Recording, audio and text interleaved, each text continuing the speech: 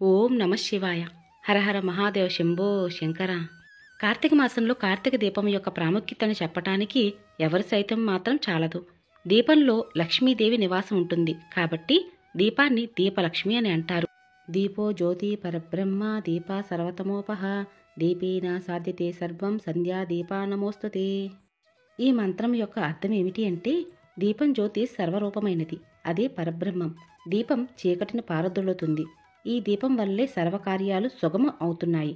అటువంటి సంధ్యాదీపమా నీకు నమస్కారం అని అర్థం. కాబట్టి కార్తీక మాసంలో కార్తీక దీపానికి అంతటి ప్రాముఖ్యత ఉంది. కాబట్టి ఒక మనిషి తన జీవితంలో తెలిసి తెలియక చేసినటువంటి పాపాలన్నీ కూడా కార్తీక మాసంలో పెట్టే దీపం వల్ల అన్నీ పటాపంచలవుతాయట. కాబట్టి ప్రతి ఒక్కరు కూడా కార్తీక మాసంలో కార్తీక పౌర్ణమి వేళ ఒత్తును వెలిగించడం చాలా అంటే చాలా ముఖ్యం. 2024 సంవత్సరంలో నవంబర్ 15 శుక్రవారం వేళ కార్తీక పౌర్ణమి అనేది పూర్తిగా ఉందండి. కాబట్టి ఈ రోజున ఉదయం వేళైనా సాయంత్రం వేళైనా 365 ఒత్తులను వెలిగించవచ్చు. 365 ఒత్తులను గుడిలో వెలిగిస్తే చాలా అంటే చాలా మంచిదండి. ఒకవేళ గుడికి వెళ్ళడం కుదరని వారు ఇంటి వద్దనే వెలిగించవచ్చు, తులసికోట వద్ద వెలిగించవచ్చు. తులసమ్మ ఆనవాయితీ లేని వారు కూడా ఏ విధంగా 365 ఒత్తులను వెలిగించవచ్చు అనే విషయాలన్నిటి గురించి పూర్తి వివరంగా మన ఛానల్లో కార్తీక పౌర్ణమి గురించి ప్రతి ఒక్క వీడియో షేర్ చేస్తున్నామండి. కాబట్టి మీలో ఎవరైనా మిస్ అయినట్లయితే ఆ వీడియోస్ కూడా చూడండి. అప్పుడు మీకు పూజా విధానం అంతా కూడా చాలా చక్కగా అర్థమవుతుంది. 2024 సంవత్సరంలో శుక్రవారంతో కలిసి వచ్చిన కార్తీక పౌర్ణమి వచ్చిందండి. మరి ఈ రోజున ఇంటి వద్ద పూజ చేసిన వారు పూజాపీఠాన్ని శుక్రవారం వేళ కదపవచ్చునా లేదా? ఎప్పుడు కూడా కార్తీక పౌర్ణమి అనేది సాయంత్రం వేళ సూర్యాస్తమం అయిన తర్వాత, అలాగే 6 గంటల నుంచి 8 గంటల మధ్యన కార్తీక పౌర్ణమి పూజను అయితే చేస్తూ ఉంటాం. 365 ఒత్తులను వెలిగిస్తూ ఉంటాం. కాబట్టి పూజ అనంతరము దీపాలని వెలుగుతూనే ఉంటాయండి. కాబట్టి ఏ రోజైతే మనం పూజ చేస్తున్నామో ఆ రోజైతే పూజాపీఠాన్ని కదపకూడదు. అందులోని మంగళవారం శుక్రవారం వేళ వచ్చినప్పుడు ఇంటికి పిలిచిన స్వామి అమ్మవారిని సకల మర్యాదలు పూజలు చేసి పూజ అనంతరం అయితే పూజాపీఠాన్ని కదపకూడదు. మరుసటి రోజు ఉదయం అయితే పూజాపీఠాన్ని కదపవలసి ఉంటుంది. మంగళవారం వస్తే బుధవారం వేళ అని, అలాగే శుక్రవారం వేళ వస్తే శనివారం ఉదయం వేళ పూజాపీఠాన్ని కదపవలసి ఉంటుంది. పూజాపీఠ కదిలిన తర్వాత పూజా వస్తువులన్నీ ఏం చేయాలి అనే విషయాలంటి గురించి పూర్తి వివరంగా మనం ఈరోజు పూజా విధానంలో తెలుసుకునే ప్రయత్నం చేద్దామండి. పూజా విధానం ఎక్కడ స్కిప్ చేయకుండా చివరి వరకు చూడడానికి ప్రయత్నించండి. నేను ఇక్కడ తులసమ్మవారి వద్ద పూజ చేసిన వారు పూజాపీఠని ఎలా కదపాలనే విషయాన్ని మీకు షేర్ చేయబోతున్నానండి. అలాగే తులసమ్మవారు ఆనవాయితీ లేని వారు డాబా పైన, ఇంటి ఆరు బయట, అలాగే బాల్కనీలో పూజ చేసిన వారు కూడా పూజాపీఠని ఎలా కదపాలి, పూజా వస్తువుల తర్వాత ఏం చేయాలనే విషయాన్ని కూడా మీకు ఈరోజు వీడియోలను షేర్ చేయబోతున్నానండి. కాబట్టి పూర్తి వీడియో చూడడానికి ప్రయత్నించండి. అందరికీ నమస్కారం అండి. అందరూ ఎలా ఉన్నారు? బాగున్నారా? నేను బాగున్నాను. మీరు ఇంకా బాగుండాలని మనస్ఫూర్తిగా కోరుకుంటున్నాను. తులసమ్మ ఆనవాయితీ లేనివారు, గుడికి వెళ్ళడం కుదరనివారు, అపార్ట్మెంట్లో ఉండేవాళ్ళు చక్కగా తులసికోట వద్దే ఇలా పూజ అయితే చేసుకోవచ్చండి. తులసికోట వద్ద అందంగా అలంకరణ చేసి స్వామి అమ్మవారిని పూజలో పెట్టుకొని 365 ఒత్తులను కుటుంబ సభ్యులు అందరూ కలిసి వెలిగించి ఉంటారు. మరుసటి రోజు శనివారం ఉదయం వేళ పూజాపీఠను కదపవలసి ఉంటుందండి. కాబట్టి ఉదయం వేళ స్వామివారి పటం పట్టుకుని ఒకసారి ఎత్తిపెట్టి యథాస్థానం ప్రతిగచ్చితే యథాస్థానం ప్రవేశయామి అని చెప్పుకోవాలి. ఇక ఆ తర్వాత పూజా వస్తువులన్నీ కూడా తీయవలసి ఉంటుంది. ఎక్కువగా అట్టడప్పుల్లో దీపారాధన ఎక్కువగా చేస్తూ ఉంటాం. అలాగే ఈ రోజున ఉసిరి దీపాలు, పిండి దీపాలు కూడా వెలిగిస్తూ ఉంటాం. మరి వాటన్నిటిని ఏం చేయాలండి అని అడుగుతున్నారు కదా. ఒకసారి పూజకు ఉపయోగించినటువంటి ఉసిరి దీపాలు అసలు ఎప్పుడూ పూజకు ఉపయోగపడవండి. కాబట్టి వాటన్నిటిని తీసేసి వాటిపైన ఉన్నటువంటి నల్లటగా ఉన్నటువంటి ఒత్తు వెలిగింది కదండి, ఆ కాలిన ఒత్తు అంతా తీసి మిగతా ఉసిరికాయలు అయితే మీరు ఉపయోగించుకోవచ్చు. అంటే కట్ చేసి ఆరబెట్టి హెయిర్ ఆయిల్ ఏదైనా తయారు చేసుకోవచ్చు. లేదా వాటన్నిటిని పారే నదిలో, బావిలో, పచ్చని చెట్టు మొదలో వేయవచ్చు. అలాగే నైవేద్యంగా పెట్టినటువంటి అరటిపళ్ళు కానీ, పరమన్నం కానీ అవన్నీ కూడా ప్రసాదంగా ముందు రోజే తీసేసుకోవాలండి. నేను ఇక్కడ పూజా వీడియోలో చూపించడం కోసం మాత్రం ఉంచాను. తులసికోట వద్ద పార్వతీ పరమేశ్వరుల యొక్క చిత్రపటాన్ని పెట్టి పూజ చేస్తాం కదండి. కాబట్టి ముందుగా స్వామివారి పాదాల దగ్గర ఉన్నటువంటి అక్షం తల మీద వేసుకొని ఒక పువ్వు తలలో పెట్టుకొని, ఆ తర్వాత స్వామి అమ్మవార్ల పట్టము, అలాగే శివలింగం ఉన్నా, అలాగే వినాయకుని విగ్రహం ఉన్నా, లేదంటే మీరు పసుపు గణపతిని చేసినప్పటికీ కూడా అక్కడ మీరు స్వామివారి పటాన్ని, అలాగే శివలింగాన్ని, వినాయకుని యొక్క విగ్రహాన్ని లేదా పసుపు ముద్దని ఇలా ప్రతిసారి కూడా పట్టుకుంటూ యథాస్థానం ప్రతిగచ్చతే యథాస్థానం ప్రవేశయామి అని చెప్పుకొని, అలాగే పునరాగమనాయచ అని చెప్పుకోవాలండి. ఎందుకంటే ఎవరి శక్తి కొలది వారు భగవంతుడిని చక్కగా సకల ఉపచారాలతో పూజలు చేశారు. మరలా వచ్చే ఏడాదికి ఇంతకంటే వైభవపేతంగా పూజ చేసుకునే శక్తిని మాకిమ్మని స్వామి అమ్మవార్లు వేడుకోవటం, అలాగే స్వామి అమ్మవారిని వెళ్ళి రమ్మని సాగనంపడం. ఇంకా 305 ఒత్తులు కుటుంబ సభ్యులు అందరూ కూడా వెలిగించాలండి. ఒక్కరే వెలిగించి ఊరుకోవడం కాదు, పిల్లల చేత కూడా 305 ఒత్తులను వెలిగించాలి. అలాగే పారేడ పిల్లలైతే మాత్రం చిన్నపిల్లలకైతే ఈ నియమం ఉండదండి. కాబట్టి కొంచెం పెద్దవాళ్ళకైతే మాత్రం తప్పనిసరిగా వెలిగించాలి. అలాగే ఈ రోజు వెలిగించిన పిండి దీపాలు కూడా ఒక పిండి దీపాన్ని కుటుంబ సభ్యులందరూ కూడా ప్రసాదంగా తినాలండి. మిగతా పిండి దీపాలు ఆవుకు పెట్టవచ్చు, లేదా పారే నదిలో, బావిలో, పచ్చని చెట్టు మొదల్లో వేయవచ్చు. అలాగే 305 ఒత్తులు వెలిగించారు కదండి, ఆ ప్రమిదలన్నీ కూడా మరలా పూజకు ఉపయోగపడవు. వాటిని కూడా నీళ్ళల్లో కలిపేయడమే. ఇంకా తులసి కోట వద్ద ఒక రాగి చెంబుతో కానీ ఇతర చెంబుతో కానీ నీళ్లు పెట్టాం కదండి, ఆ నీటిని కూడా జాగ్రత్తగా తీసి పచ్చని చెట్టు మొదల్లో వేయండి. అలాగే ఈ రోజున శుక్రవారము అమ్మవారి ముందు గౌరీ అష్టోత్తము, లలితా సహస్రనామాలు చదివేటప్పుడు కుంకుమ పూజను కూడా చేయమని చెప్పాను కదండి. ఆ కుంకుమను అయితే ప్రతిరోజు కూడా మీరు నుదుటిని ధారణ చెయ్యండి. అలాగే శివయ్య ఫేస్ మీద ఉంటే కనుక పూజలు పెట్టుకున్నాను కదండి, అది కూడా పూజ మందిరంలో పెట్టేసుకోవచ్చు.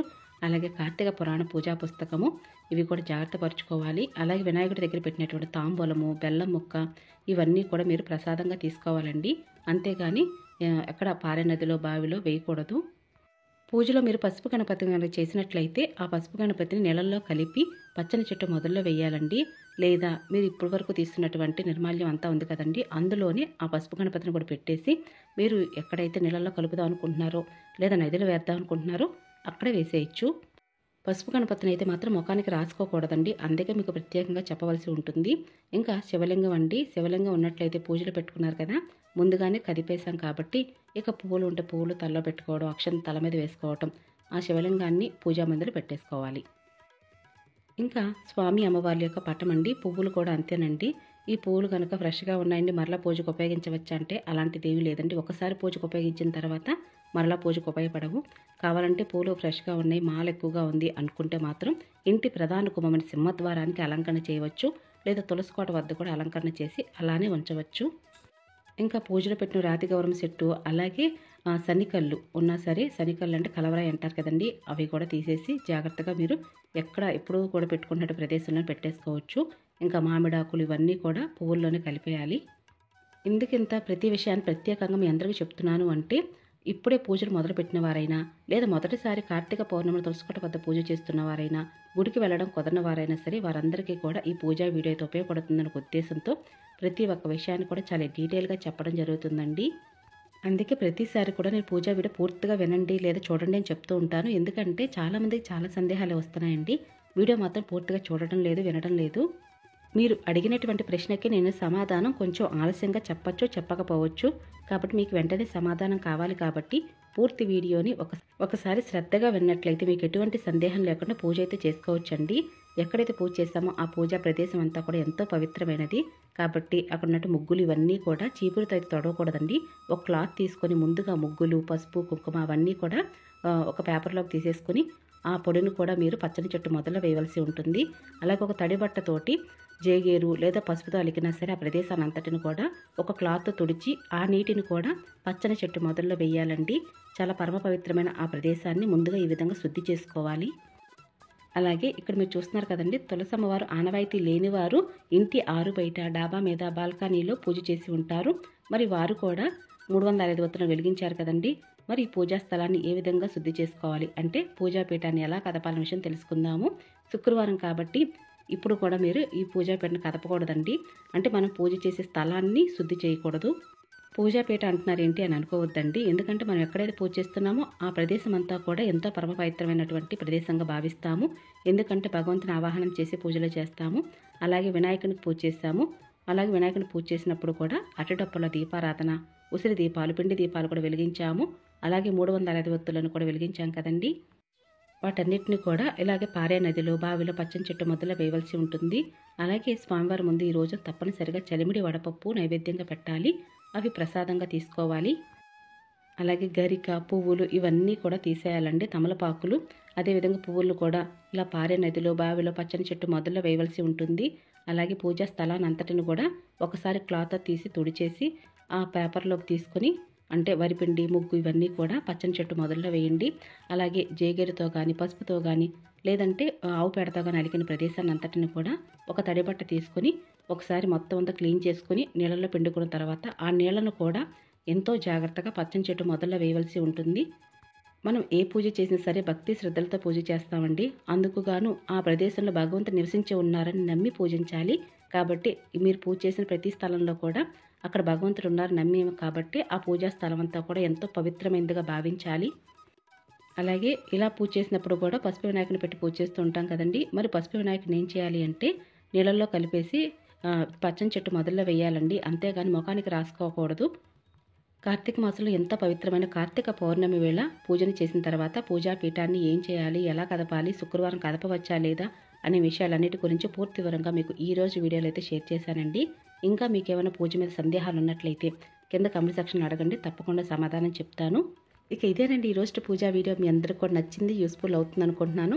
మీలో ఎవరికైనా సరే ఈ వీడియో నచ్చినట్లయితే అలాగే యూస్ఫుల్ అయినట్లయితే తప్పకుండా మీ ఫ్రెండ్స్కి, రిలేటివ్స్కి ఫార్వర్డ్ చేయండి. అలాగే లైక్ చేసి, షేర్ చేసి, కామెంట్ ఇవ్వండి. మరొక మంచి పూజా విధానంతో మళ్ళీ కలుసుకుంటానండి. ఇక అప్పటి వరకు నమస్కారం అండి.